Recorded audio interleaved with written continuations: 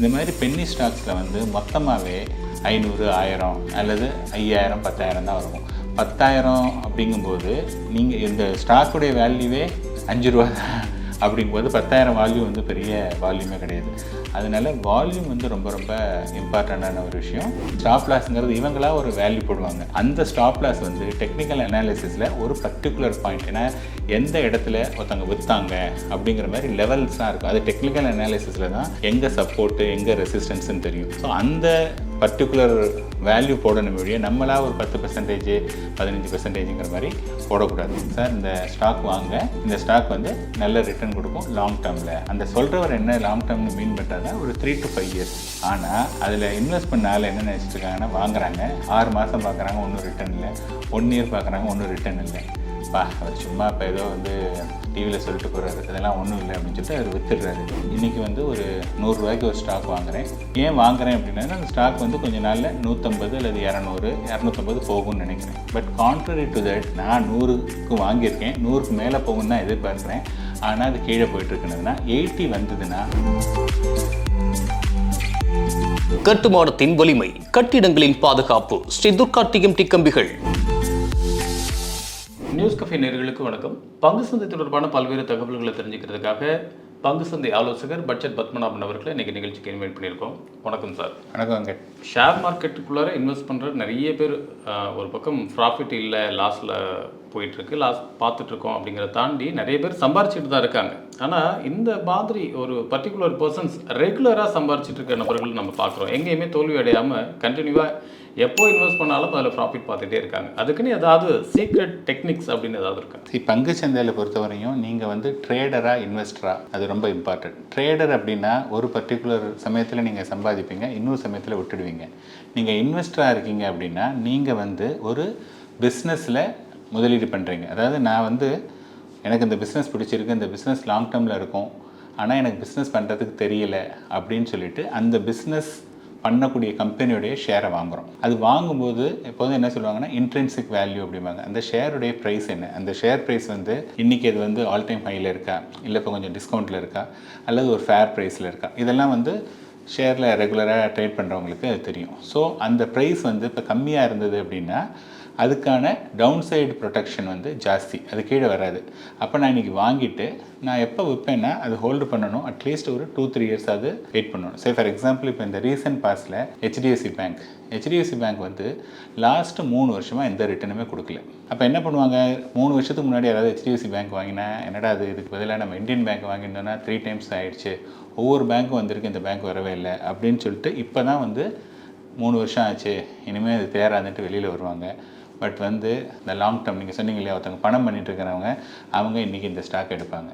So இந்த stock எடுக்கும்போது because 3 வருஷம் ரிட்டர்னே கொடுக்கல அப்படிங்கும்போது நெக்ஸ்ட்டு 2-3 yearsல வந்து இந்த 3 வருஷத்துக்கும் சேர்த்து கொடுக்கறதுக்கான சான்சஸ் நிறைய இருக்குது. ஏன்னா மார்க்கெட்டில் வந்து நம்ம கேரண்டியாக ஒரு விஷயத்தை சொல்ல முடியாது, பட் சான்சஸ் வந்து நிறைய இருக்குது. ஸோ அவங்க வந்து என்ன பண்ணுறாங்கன்னா ஒரு முதலீடை ஜஸ்ட்டு டிப்ஸ் பேஸ் பண்ணி வாங்காமல் அந்த கம்பெனியை பார்த்து ஏன் அந்த கம்பெனி ஸ்டாக் மேலே போகலை, என்ன ரீசன், இனிமேல் போகிறதுக்கான ஆப்பர்ச்சுனிட்டி இருக்கா, இந்த மாதிரி பார்த்து அவங்க முதலீடு பண்ணும்போது அதுவும் ஏதாவது நடுவில் கீழே வந்தாலும் they believe in the particular company. அப்போ என்ன பண்ணுறாங்கன்னா இப்போ கீழே வந்ததுன்னா இன்னும் கொஞ்சம் பொசிஷனை இன்க்ரீஸ் பண்ணுறாங்க. இந்த மாதிரி பண்ணுறதுனால ஒரு சில, ஏன்னா இந்த குணம் வந்து ரொம்ப கஷ்டமான ஒரு குணம். இந்த குணத்தை அவங்க வந்து ஓவர் பீரியட் வந்து மார்க்கெட்டில் பை எக்ஸ்பீரியன்ஸ் தான் வளர்த்துக்கிறாங்க. அதனால வந்து பார்த்தோன்னா அவங்களுடைய சக்ஸஸ் ரேட் வந்து ஜாஸ்தி. எல்லாருமே எல்லாத்துலேயும் சக்ஸஸ் இருக்காது, பட் அவங்களுடைய ஓவரால் சக்ஸஸ் 10ல் 8 சக்ஸஸ் இருக்கும், அந்த 2 வந்து சின்னதாக இருக்கும். So eventually they will make more money. அப்படியே ரிவர்ஸ் இப்படி பார்த்தோம்னா எப்படி ஒரு பக்கம் சக்ஸஸே பார்த்துருக்காங்களோ அதே மாதிரி கண்டினியூவாக ஃபெயிலியர்ஸ் பார்த்துட்டு இருக்க பர்சனையும் நம்ம பார்க்குறோம். சின்ன அமௌண்ட் தான் சார் போகிறேன், நான் ஒரு பெரிய அமௌண்ட்டெல்லாம் இன்வெஸ்ட் பண்ணல, இருந்தாலும் எனக்கு கண்டினியூவாக தோல்வியே தான் இருக்குது. ஒரு 200 500 லாஸ்ட்லேருந்து 1000 2000 வரைக்கும் லாஸ்ட் நான் பார்த்துக்கிட்டே தான் இருக்கேன், இருந்தாலும் தொடர்ந்து நான் மார்க்கெட்டில் இருந்துகிட்டே தான் இருக்கேன் அப்படிங்கிற ஒரு பர்சன்ஸ், இந்த சேல் சரியா தவறா? கண்டிப்பாக தவறு. என்னென்னா ஃபர்ஸ்ட் ஆஃப் ஆல் நீங்கள் ஸ்டாக் மார்க்கெட்டில் இன்வெஸ்ட் பண்ணணும் அப்படின்னா உங்களுக்கு ஒரு சைஸபிள் அமௌண்ட் இருக்கணும். அட்லீஸ்ட் ஒரு 1 லட்ச ரூபாய் அது உங்களுக்கு இருக்கணும். ஆனால் இன்றைக்கி வந்து ஒரு 10,000 ரூபாய் 20,000 ரூபாய் இன்றைக்கி வந்து ஆப்ஷன்ஸ் இருக்குது, ஃபியூச்சர்ஸ் அண்ட் ஆப்ஷன்ஸ் இருக்குது. இந்த ஆப்ஷன்ஸ்லாம் நீங்கள் வந்து 5,000 rupees 3,000 rupees கூட நீங்கள் வந்து இன்வெஸ்ட் பண்ணலாம். பட் என்னென்னா அது கிடைச்சதுன்னா ஜாக்பாட் 5000க்கு 5000 கிடைக்கும். பட் 5000க்கு அதை சரியாக புரிஞ்சிக்கலன்னா அந்த 5000 அல்லது 2000 ஈஸியாக போயிடும். ஸோ இதில் ஏன் அவங்க வந்து லூஸ் பண்ணுறாங்கன்னா அவங்களுக்கு வந்து இந்த ஸ்டாக் மார்க்கெட்டை பற்றி சுத்தமாக நாலேஜே கிடையாது. ஓகே, 2 பேர் சொல்கிறாங்க, அந்த 2 ஃப்ரெண்ட்ஸ் வந்து நல்லா பணம் பண்ணியிருக்காங்க, அல்லது யாரோ ஒருத்தர் சொல்கிறாங்க டிப்ஸு, நம்மளும் பண்ணுவோம், என்ன பெரிய மணி, ஒரு 50,000 தானே, 75,000 தானே. சரி, மார்க்கெட்டில் எப்போதுமே நான் பணத்தை விடக்கூடாது அப்படின்னு நீங்கள் நினச்சிங்கன்னா தான் பணம் உங்கள்கிட்ட இருக்கும். சரிப்பா, நான் வந்து சும்மா போட்டு பார்க்குறேன், வந்ததுன்னா லாபம், வராட்டி இல்லை அப்படின்னா மோஸ்ட்லி வரவே வராது. நீங்கள் சொன்ன இந்த செக்மெண்ட்டில் உள்ளவங்களுக்கு வந்து அந்த புரிதல் இல்லை. அவங்க டெஃபினட்டாக கொஞ்சம் ட்ரைனிங் எடுத்துகிட்டு அதுக்கப்புறமா ட்ரேட் பண்ணாங்கன்னா லாஸை கொஞ்சம் அவாய்ட் பண்ணலாம். இப்போது ஷேர் மார்க்கெட்டில் இன்வெஸ்ட் பண்ணுறப்போ அந்த ரிஸ்க் மேனேஜ்மெண்ட் அப்படின்னு ஒன்று இருக்கும். ஏதாவது பர்டிகுலரான இந்த ரிஸ்க் மேனேஜ்மெண்ட் அப்படின்னா எது சொல்லலாம் சார்? சரி, ரிஸ்க்கை பொறுத்தவரையும் இப்போ ஃபார் எக்ஸாம்பிள் நீங்கள் ட்ரேட் பண்ணுறீங்க அப்படின்னதுன்னா there is something called stop loss. இப்போ நான் வந்து இன்றைக்கி வந்து ஒரு 100 ரூபாய்க்கு ஒரு ஸ்டாக் வாங்குகிறேன். ஏன் வாங்குகிறேன் அப்படின்னா அந்த ஸ்டாக் வந்து கொஞ்சம் நாளில் 150 அல்லது 200, 250 போகும்னு நினைக்கிறேன். பட் கான்ட்ரரி டு தட் 100 வந்து 90 ஆச்சு. 90னா எப்போ ஹோல்டு பண்ணலாம்? 90னா ஹோல்டு பண்ணலாமா, அல்லது 80னா ஹோல்டு பண்ணலாம்? இப்போ என்ன பண்ணோம், நான் 100க்கு வாங்கியிருக்கேன், 100க்கு மேலே போகும்னு தான் எதிர்பார்க்குறேன். ஆனால் அது கீழே போயிட்டுருக்குனதுன்னா 80 வந்ததுன்னா அதுக்கப்புறம் அது ரிவர்ஸ் ஆனாலும் பற்றி கவலை இல்லை, அட்லீஸ்ட் அந்த 20% லாஸோடு நான் வெளியில் வரணும் அப்படிங்கிறது பேர் வந்து ஸ்டாப் லாஸ்னு. இதில் என்ன சேலஞ்ச் அப்படின்னதுன்னா, நமக்கு ஸ்டாப் லாஸுங்கிறது நம்மளுடைய கௌரவ மாதிரி, என்னடா அது நம்ம போட்டு இது பண்ணுறதா. அண்ட் ரெண்டாவது இந்த ஸ்டாப் லாஸுங்கிறது இவங்களா ஒரு வேல்யூ போடுவாங்க.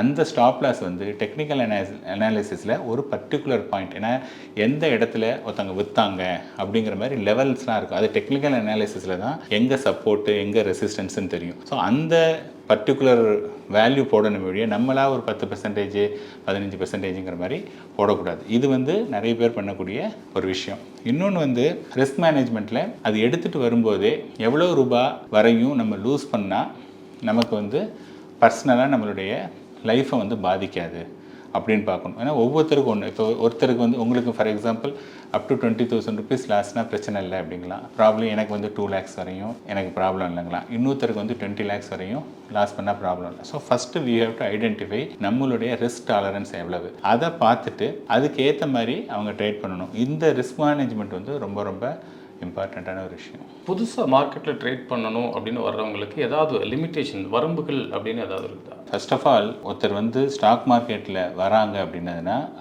அவங்களுடைய ரீசன் வந்து யாராவது அவங்களுடைய ஃப்ரெண்ட்ஸ் வந்து பணம் பண்ணியிருக்கேன்னு சொல்லியிருக்காங்க, அல்லது யாராவது ஒருத்தர் மீடியாவில் வந்து சார் நான் அது மாதிரி பண்ணேன், இவ்வளோ பண்ணியிருக்கேன். ஸோ இதெல்லாம் வந்து பார்த்திங்கன்னா அவங்களுக்கு வந்து ஒரு ஆசையை தூண்டுறது, அல்லது வந்து இதில் பண்ணலாம் அப்படிங்கிற ஒரு எண்ணத்தை உருவாக்கக்கூடிய ஒரு விஷயம். அதுக்கப்புறமா நமக்கு வந்து அதை பற்றி என்ன தெரியும். ஸோ ஸ்டாக் மார்க்கெட் அப்படிங்கிறது வந்து பார்த்திங்கன்னா when we are investing in a stock market we are indirectly investing in a business. அப்போ நம்ம வந்து அந்த பிஸ்னஸை பற்றி நம்ம தெரிஞ்சுக்கணும். இப்போ ஒரு யாரோ ஒருத்தட்ட போய்ட்டு இந்த ஸ்டாக் நல்லா இருக்குது அப்படின்னு சொன்னதுன்னா அவர் வந்து அவரோட ஒப்பீனியன் சொல்லுவாங்க. இது எப்படின்னா, நீங்கள் வந்து ஒரு ரோடை கிராஸ் பண்ணி போயிட்டுருக்கீங்க, அப்போ வந்து அந்த தேட்டரில் வந்து ஒரு படம் வந்திருக்கு. நீங்கள் இங்கே வந்து அவர்கிட்ட கேட்குறீங்க இந்த படம் எப்படி அப்படிங்கிறீங்க, அவர் வந்து சூப்பர் அப்படிங்கிறார். இப்போ வந்து ஃபஸ்ட் அண்ட் ஃபார்மோஸ்ட் அவர் உங்களுக்கு வந்து அவர் யாருன்னே தெரியாது, நம்பர் 1. ரெண்டாவது, அவர் வந்து அந்த பர்டிகுலர் ஆக்டருடைய ரசிகராக இருக்கலாம், கரெக்டாக? ஸோ அப்படி இருக்கும்போது அவர் நல்லா இருக்குது அப்படின்னு சொன்னால் அதை நம்பி எப்படி நம்ம பண்ண முடியும்? இப்போ அட்லீஸ்ட் நானும் நீங்களும் நம்ம வந்து ஃப்ரெண்டு, நமக்கு தெரியும் அப்படின்னதுன்னா எனக்கு வந்து வெங்கடேஷுடைய டேஸ்ட்டு தெரியும்.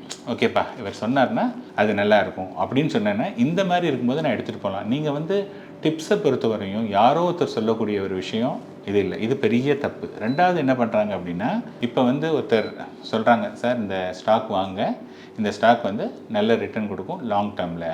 அந்த சொல்கிறவர் என்ன லாங் டேர்ம்னு மீன் பண்ணுறாருன்னா ஒரு 3 to 5 years. ஆனால் அதில் இன்வெஸ்ட் பண்ண ஆள் என்ன நினச்சிட்டு இருக்காங்கன்னா, வாங்குறாங்க 6 மாதம் பார்க்குறாங்க ஒன்றும் ரிட்டர்ன் இல்லை, 1 year பார்க்குறாங்க ஒன்றும் ரிட்டர்ன் இல்லை. அவர் சும்மா இப்போ ஏதோ வந்து டிவியில் சொல்லிட்டு போகிறாரு, அதெல்லாம் ஒன்றும் இல்லை அப்படின்னு சொல்லிட்டு அவர் வித்துடுறாரு. ஆனால் அடுத்த 2 years 3 yearsல அவர் சொன்ன மாதிரியே அது நடந்துடுது. ஸோ முதல்ல வந்து நம்ம ஒரு டிப்ஸு வாங்குகிறோம் அப்படின்னதுன்னா அந்த டிப்ஸுங்கிறது வந்து ஜஸ்ட் ஒரு இன்சைட்ஸ். அதை தவிர சார் நீங்கள் இந்த ஸ்டாக்குன்னு சொல்லியிருக்கீங்க, ஃபைன், இந்த ஸ்டாக்கில் நான் எவ்வளோ நாள் ஹோல்டு பண்ணணும், இது ஹோல்டு பண்ணணும், அல்லது இப்போ கீழே இறங்கினதுன்னா எவ்வளோ % கீழே வரையும் நான் வந்து பொறுத்துக்கலாம், இப்படிங்கிற மாதிரியான இன்ஃபர்மேஷன்லாம் தெரிஞ்சுக்கிட்டு போனீங்க அப்படின்னா தான் பண்ண முடியும். இது வந்து ஒரு பெரிய பஸார். அதில் வந்து ஏதாவது என்ன சொல்லுவாங்கன்னா, இந்த அட்மிட்டன்ஸ் இஸ் ஃப்ரீ, யார் வேணாலும் உள்ளே போகலாம், but you have to pay something before you get out அப்படிம்பாங்க. நம்ம வந்து ஒழுங்காக தெரியல அப்படின்னா நிறைய லாஸ் பண்ணுறதுக்கு தான் சான்ஸ் இருக்குது. இப்போது ஷேர் மார்க்கெட்டுக்குள்ளார நிறைய இன்வெஸ்ட்மெண்ட் பண்ணிட்டு இருக்கிறப்போ இந்த மார்க்கெட் அப்படிங்கிறது அது தானாக இயங்கலை, மார்க்கெட்டையே இயக்கிறதுக்கு ஒரு சக்தி இருக்குது. ஒரு ப்ரொமோட்டர்ஸாக இருக்கலாம், இல்லை மார்க்கெட்டர்ஸாக இருக்கலாம். இந்த மாதிரியான ஒரு ஒரு பேக்ரவுண்டில் இருந்து இதை வந்து ஏற்றத்துக்கோ இறக்கத்துக்கோ அவங்களால கொண்டு போக முடியும் அப்படிங்கிற ஒரு டாக் இருக்குது. அப்படி ஒரு வாய்ப்புகள் இருக்கா மார்க்கெட்? இல்லை, டெஃபினட்டாக டு சம் எக்ஸ்டென்ட் இருக்குது. தட் டு வெரி ஃபியூ கவுண்டர்ஸில். இப்போ நீங்கள் பெரிய கவுண்டர்னு எடுத்தீங்கன்னு வச்சுக்கோங்க, எஸ்பெஷலி ஒரு பிஎஸ்சி சென்செக்ஸாக இருக்கலாம், ஒரு நிஃப்டியாக இருக்கலாம், இந்த மாதிரியான கம்பெனி இருக்கு இல்லையா, அதில் வந்து இந்த மாதிரி ஆப்ரேட்டர் அதை ப்ளே பண்ணுறதுங்கிறது ரொம்ப ரொம்ப கஷ்டம், ஆல்மோஸ்ட் இல்லைன்னே சொல்லலாம். ஏன்னா இன்றைக்கி வந்து because of the technology and tight வாட்சிங் ஃப்ரம் செபி, அதுக்கான சான்சஸ் வந்து ரொம்ப கம்மி. பட் சின்ன பென்னி ஸ்டாக்ஸ் அந்த மாதிரி இருக்கக்கூடிய இதில் வந்து பார்த்திங்கன்னா பண்ணுறதுக்கான சான்சஸ் இருக்குது. பட் நம்ம இது மாதிரி பண்ணும்போது நிறைய பேர் என்ன பண்ணக்கூடிய தப்புன்னா, அப்போ அந்த ஸ்டாக் பார்த்தோம்ப்பா அது வந்து 5 ரூபாய்க்கு தான் இருக்குது, 5 ரூபாலேருந்து 7 ரூபா வரை வந்திருக்கு, 8 ரூபா வந்திருக்குன்னா அதில் என்ன வால்யூம் இருக்குன்னு பார்க்கணும். சம்டைம்ஸ் வால்யூமே இருக்காது. ஸோ நீங்கள் அது மாதிரி ட்ரேட் பண்ணுறதுக்கு முன்னாடி முதல்ல வால்யூம் இருக்கான்னு பார்க்கணும். இப்போ நீங்கள் பிக் ஸ்டாக்ஸ், இப்போ ரிலையன்ஸ், இன்ஃபோசிஸ், டிசிஎஸ்லாம் நீங்கள் எத்தனை குவான்டிட்டி வேணாலும் வாங்கலாம், எத்தனை குவான்டிட்டி வேணாலும் வைக்கலாம். நிறைய வால்யூம் வந்து லேக்ஸில் ட்ரேட் ஆகும். இந்த மாதிரி பென்னி ஸ்டாக்ஸில் வந்து மொத்தமாகவே 500, 1000 அல்லது 5000, 10,000 தான் இருக்கும். 10,000 அப்படிங்கும்போது நீங்கள் இந்த ஸ்டாக்குடைய வேல்யூவே 5 ரூபா தான். அப்படிங்கும்போது 10,000 வால்யூம் வந்து பெரிய வால்யூமே கிடையாது. அதனால் வால்யூம் வந்து ரொம்ப ரொம்ப இம்பார்ட்டண்டான ஒரு விஷயம். இன்றைக்கி வந்து ஆப்ரேட்டர் பண்ண முடியுமானா இன்றைக்கி பாசிபிலிட்டிஸ் ஆர் தேர். பட் நாளுக்கு நாள் அதை வந்து டைட்டன் பண்ணிகிட்டு இருக்காங்க. But still it is exist. அதுதான் என்னுடைய வியூ. மேக்ஸிமம் அந்த மாதிரி பண்ணுறாங்க அப்படின்னா நம்ம எதை வச்சு தெரிஞ்சுக்கலாம்? என்ன மாதிரியான இண்டிகேட்டர்ஸ் இருக்குது? இது வந்து ஜஸ்ட்டு ஒரு ஆப்ரேட் மூலமாக நடக்குது அப்படிங்கிறத நம்ம என்ன இண்டிகேட்டர் வச்சு தெரிஞ்சுக்கலாம்? சரி, கண்டினியூஸாக அப்பர் ஃப்ரீஸ் நீங்கள் வாங்கவே முடியாது. இன்றைக்கி வந்து 5 ரூபா இருக்கும். அதில் வந்து பார்த்திங்கன்னா அடுத்த நாளைக்கு நார்மலாக என்ன பண்ணுவாங்கன்னா, இந்த மாதிரியான இதுக்கு வந்து ஒரு ஃபஸ்ட்டு வந்து ஒரு 20% கொடுத்துருப்பாங்க, அதுக்கப்புறம் ஒரு 10, அதுக்கப்புறம் 5, அதுக்கப்புறம் 5 இன்க்ரீஸ் பண்ணலான்னு இருப்பாங்க. சில இதில் 2 இன்க்ரீஸ் பண்ணலாம் அப்படிம்பாங்க. ஸோ இப்போ என்ன பண்ணிடுவாங்கன்னா, நீங்கள் ஒரு ஸ்டாக், அந்த ஸ்டாக் எடுத்துட்டிங்கன்னா இர்ரெஸ்பெக்டிவ் ஆஃப் த மார்க்கெட் மேலே போனாலும் சரி கீழே போனாலும் சரி, காலையில் ஓப்பன் பண்ணும்போதே நேற்றுக்கு வந்து 20 ரூபா, இன்றைக்கி வந்து 5% அப்புடின்னா ஓப்பன் பண்ணும்போதே 21 ருபீஸ்ன்னு இருக்கும். நீங்கள் வந்து யாருமே வாங்க முடியாது. அடுத்த நாள் ஓப்பன் பண்ணும்போது 21 ரூபாலேருந்து another 5%. ஸோ இந்த மாதிரி வந்து டெய்லி நீங்கள் பார்த்துட்டே இருந்தீங்கன்னா அந்த ஸ்டாக் வந்து ஒரு மாதத்துக்கு முன்னாடியோ 2 மாதத்துக்கு முன்னாடியோ 20 ரூபா இருக்கும். அதுக்கப்புறம் continuous upper freeze for so many days. அதுன்னு பார்த்தீங்கன்னா டெஃபினட்டாக ஆப்ரேட்டர் இல்லாமல் எப்படி பண்ண முடியும்? அதாவது யாருக்குமே ஆப்ஷனே கிடையாது. ஓப்பன் பண்ணும்போதே க்ளோஸ் பண்ணிவிடுவாங்க. அந்த மாதிரி நிறைய ஸ்டாக்ஸ் இருக்குது. நீங்கள் அதை பார்த்தீங்கன்னா உங்களுக்கே தெரியும். அந்த கிராஃபு டெய்லி அப்படியே இந்த மாதிரி இப்படி போயிட்டுருக்கும். இந்த மாதிரி எப்படி போக முடியும்? ஒரே மாதிரி கூட அட்லீஸ்ட் இப்படி ஏறினா பரவாயில்ல, அப்படியே எந்த கரெக்ஷனும் இருக்காது, அப்படியே போகும். அதுக்கப்புறமா ஒரு ஸ்டேஜில் வந்து ரொம்ப ஏறினதுக்கப்புறமா பார்த்தீங்கன்னா கொஞ்சம் இறக்குவாங்க.